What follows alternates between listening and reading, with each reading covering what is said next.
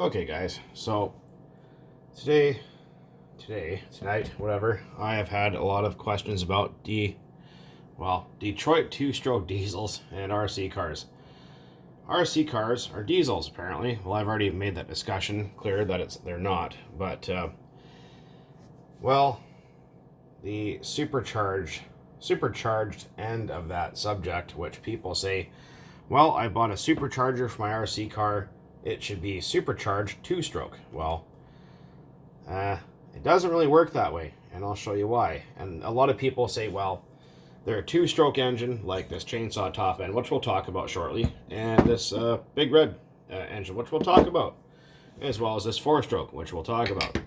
So a lot of people say, well, a two-stroke engine should be able to be supercharged, and in fact they can be, yes, but there's a lot of geometry to that, port timing, etc. And people go, well, you know, my dad drove an old dump truck with a Detroit 671 or something in there. Well, that's fine, and yes, they are a two-stroke, and yes, they do have a blower, but that is completely different. And if you guys don't know what I'm talking about, I will show you photos so you guys will understand what I'm talking about. So just bear with me for a second. So we're going to talk about this engine here. This engine here is a Detroit 671. So it's a 6-cylinder with 71 cubic inches per cylinder. And that, yes, you might go, wow, look at the supercharger. But a Detroit 671, or most Detroit two-stroke diesels, or all Detroit two-stroke diesels, that is not a power adder, because a two-stroke diesel uses said blower to force air into the crankcase so it will run, and also force the exhaust out through the exhaust valves, which these two-stroke engines do not have. So let's see if we can maybe find a better diagram here. So let's see what we can come up with here. Okay, well, there's the intake side, so let's look at that for a minute. So you're going to see here, here, and here, these are all intake ports, right? So there's a big blower that sits there, and it blows air into the crankcase. But we're going to look at that cylinder head. So remember those ports here. Now look at here. All those are exhaust ports. There's valves in that cylinder head. Remember that. So that blower is to blow air through that in that crankcase box, but there is oil control rings. So if we look at a two-stroke piston, right, like you would normally see, there's oil, or not oil rings, but compression rings. So your 671 will have an oil ring down here as well. It'll have compression, oil ring, and an oil ring down here. It'll have essentially 4 rings, because the thing is, you don't want that oil getting past that bottom part of the piston and up into the blower, because it can force that past and actually make the engine run away, which is pretty scary. And if you guys have never seen what a Detroit two-stroke running away looks like, it's terrifying. I've actually experienced it. So that air-fuel mixture, well, I should say air, gets blown in. The injectors are on top of the cylinder head, and they get injected in, obviously, on a camshaft or a push rod, however it works. There's unit injectors. And when the exhaust valves, usually there's 2 or 4, will open, there's maybe 1 or 2 psi in that crankcase, which will blow the exhaust out and put a fresh air charge in. Now, a lot of people say, well, RC engines are the same way. Well, I can assure you they're not, and I'm going to prove that to you here shortly. So there's a Detroit two-stroke cylinder head. Notice how there's valve reliefs. There's an injector in the center of my big thumbnails, which you guys love so much. So we're going to look at that, and we're going to look at what the sleeves look like here, and show you cylinder sleeve, that they're completely different. Cylinder sleeve. And we're going to compare this, because if we look here, so there's a Detroit cylinder sleeve. So there's a big air box that goes around here. There's that thumbnail again that you guys love so much, you fucking weirdos. Anyways, so when that piston comes all the way down to that stroke, it's going to stop at the bottom of these ports here. That blower is there to put fresh air into the crankcase and blow the scavenged air charge out through the top of the cylinder head, out the exhaust valves. They close, and there's a new trapped fresh air charge. The supercharger or blower on a Detroit is not a power adder. It's only there for it to run. If you took that blower off, it won't even start. So the myth that your Detroit 2-stroke diesel is the same as an RC engine is fucking incorrect. It doesn't work that way. Yes, they fire every stroke like a 2-stroke engine, but it's not the same as a 2-stroke engine, what you'd find in a glow engine or a 2-stroke dirt bike or something. So let's look at a chainsaw top end, which is also a 2-stroke. We have our exhaust port here, and we have our intakes. This is a straddle port cylinder, but that doesn't matter. So where this engine's running or about to start, pistons, well, it doesn't go that far down. When the piston comes up, it creates a vacuum in the bottom, right? Creates a vacuum in the bottom. That piston on the way up is creating a vacuum. These ports uncover, pulls in a fresh air charge. That piston comes down, it compresses the bottom end of the air charge, and it blows it up through those transfer ports here and here. But also, that exhaust port is wide open, as you can see, right. Where's an exhaust? There it is.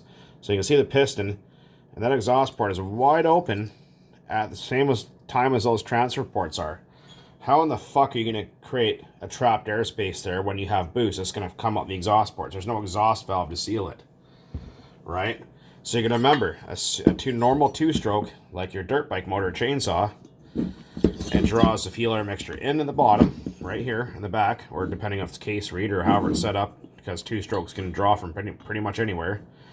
Piston goes up, all that fuel air mixture goes in, it compresses, obviously not that far, but it compresses the fuel air mixture, because remember the bottom end of a 2-stroke is sealed. It blows the fuel air mixture up through those ports, and the exhaust is still open, wide open, with those transfer ports. That's why in a 2-stroke engine, like a dirt bike, you will see that big funny expansion chamber. That big pipe that goes from small to real fat to small again is to collect a sound wave. I'll show you what I'm talking about. Just give me a minute here. Alright, we're back. So that's why 2-strokes have these funny shaped exhausts like this. Right, like that, or like that. This is ERCM, this is a rider pipe, but that doesn't matter. So, when that exhaust port is open, when this engine is running, and you have a pipe like this on there, it's not a muffler, and it's not an exhaust pipe, it's a tuned resonance chamber. So that exhaust port, or that, when that exhaust port opens, rather, that pulse will leave into this pipe and come around, turn back, and go back on that exhaust port. I'll see if I can find an animation for you guys, because it's pretty hard to explain it. Okay, we're back again. So, this is what we're talking about here. You see that? That's why the shape of that pipe is critical to the performance of your engine. Now, depending on how long that header length is, right here, the header length, how fat that pipe is, how short, everything, how long, the curvatures, all those things make a huge difference. Now, a lot of people don't understand how that works. That's how it works. If you've never seen it before, that's why those pipes are shaped like that. That shape is very important. And a lot of people that buy those exhausts that are kind of those barrel-shaped ones with the 2 outlets that come out the back of your T-Max or your Savage, you're wasting your time. Don't ever buy those. They're junk. Buy a pipe that's shaped like that.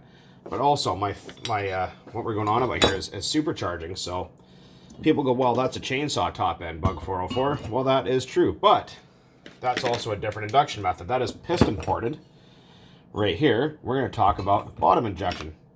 But Rishka says hello. Anyways, so we're going to talk about this. So this right here, we're going to take our paper towel out of the intake port first, because obviously that's not going to help us.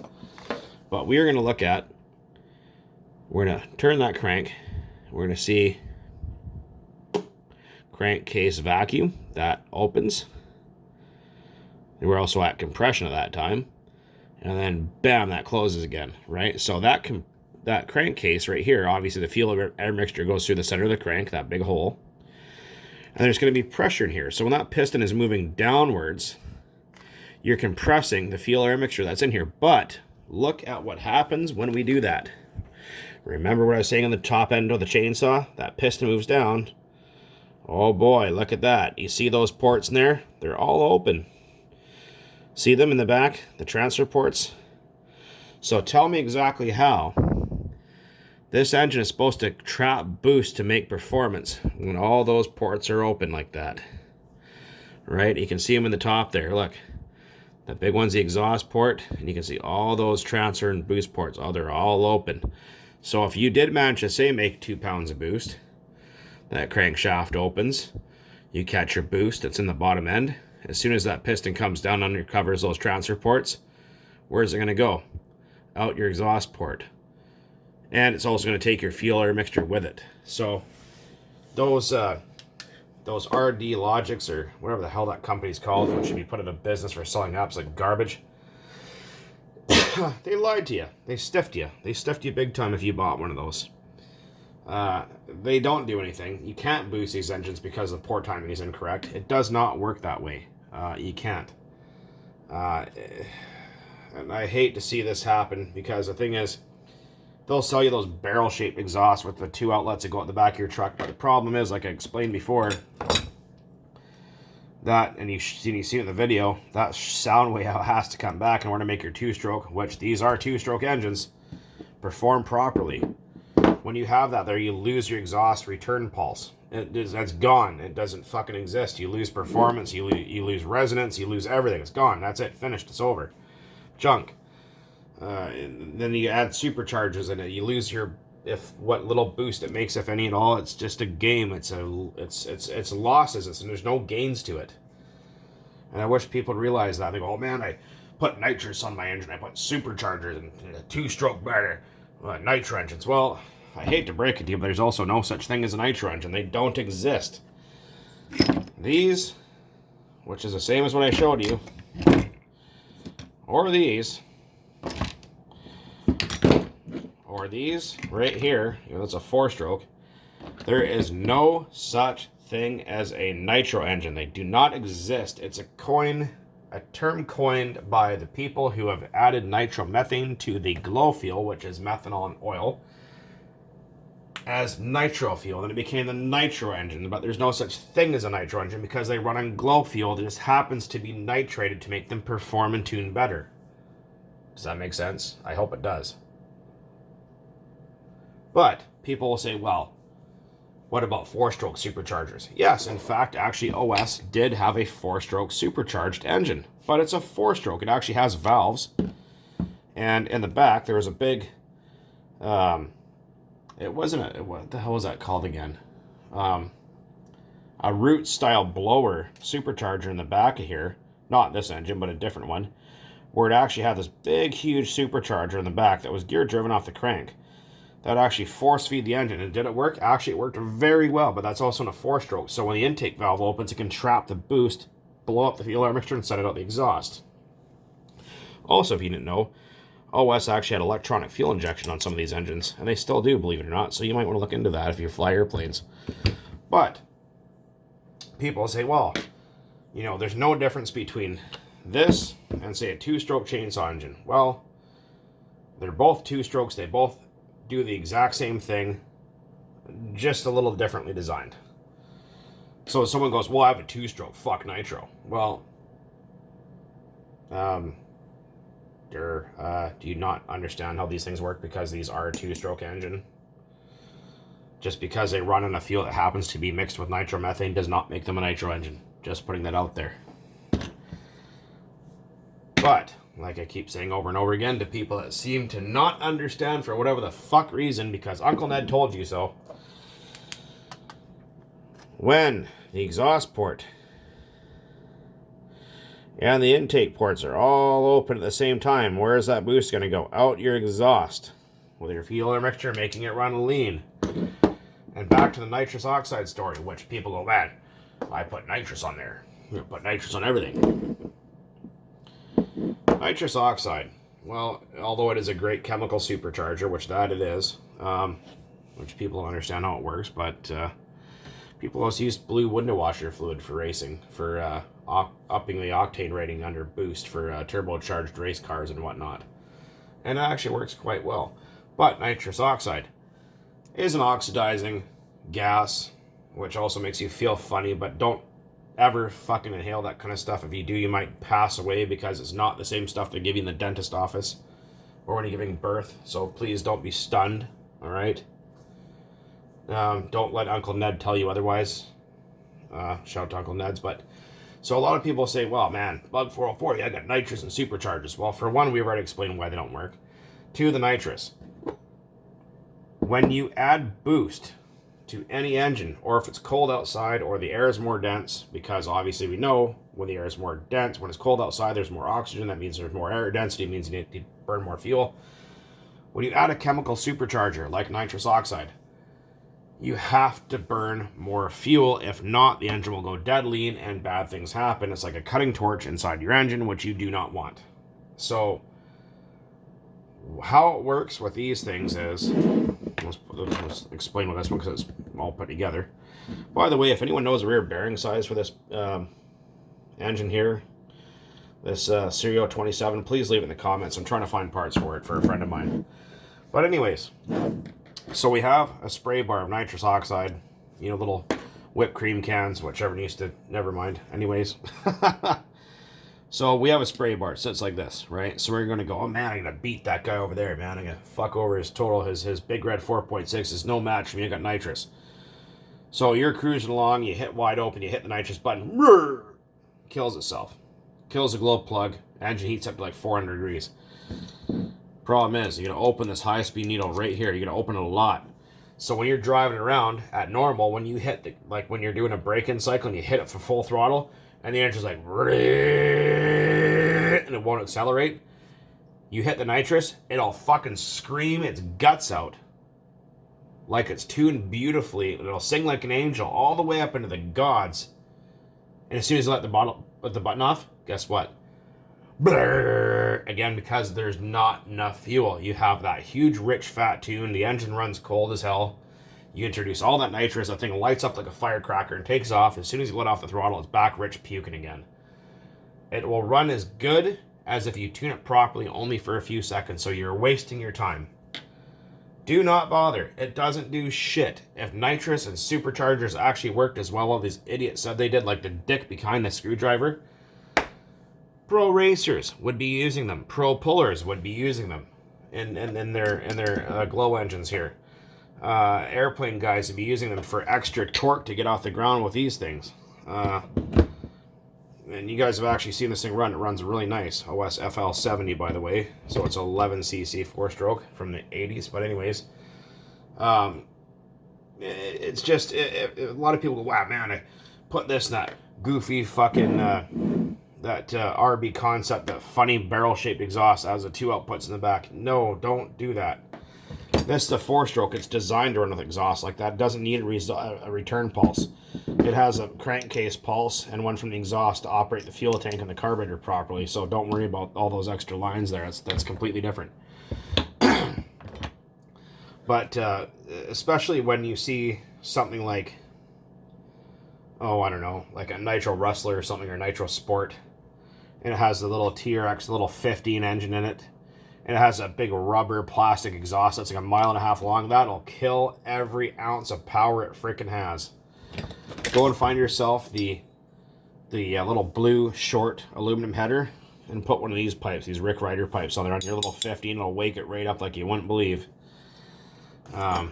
Yeah, so little short header, nice big fat pipe on there, and your little 12 or 15, and it'll start kicking ass, even on your 3.3s and stuff.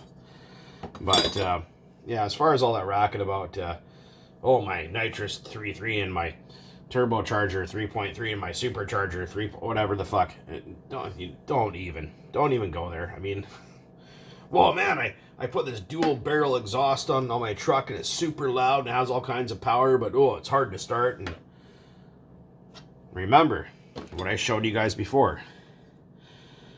The exhaust wave leaves, right, and it comes back again. When you change the shape of this pipe here, like this one, if you change that shape, that cone shape, you lose that, right? So if you took this pipe, right, for example, or actually that's kind of a shitty example, but so if you took this pipe right here capped off the end, put the input to the pipe here, and then an output here and an output here, that will have nothing to bounce back and come back with. It'll just scramble that exhaust pulse, and you will actually make your engine run less efficiently and gain less power, and it'll run worse. Now I'm aware that there is two-stroke engines that actually run with no exhaust at all, like some of the two-stroke diesels they have are designed to run with no exhaust, but that's because the port timing is designed for that. They're made that way. They're designed only for one fuel line, wide open, that's it. That's a completely different topic, but those are designed to run that way. You know, there's a lot of other limiting factors. If you could actually put a tuned pipe on that, they would do better, but that's just the way their design is. Open port, balls to wall, screaming demon.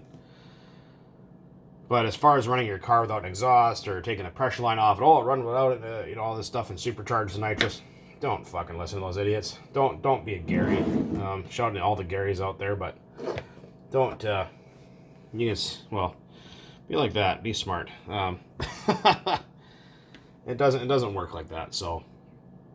And don't start changing your plugs for superchargers and weather and all that other crap. Run the same plug year round, please. I hate to be the Debbie Downer here, but all those things that those companies sell, and oh, look at our supercharger nitrous and exhaust kits, and man, your 2.5 or 3.3 or your 28 will be an absolute monster with those. I can guarantee you, if you put all that shit on, say, a stock HPI Savage or T-Max with a plastic exhaust, right? Take all that stuff off, put all that junk on there. I bet you the factory T-Max 2.5 with a plastic exhaust would probably outrun your truck with all that shit on there, with all the superchargers and nitrous and all that garbage. I guarantee it would perform better. Now, if you take that same T-Max 2.5, you put an OS 11K carb on it,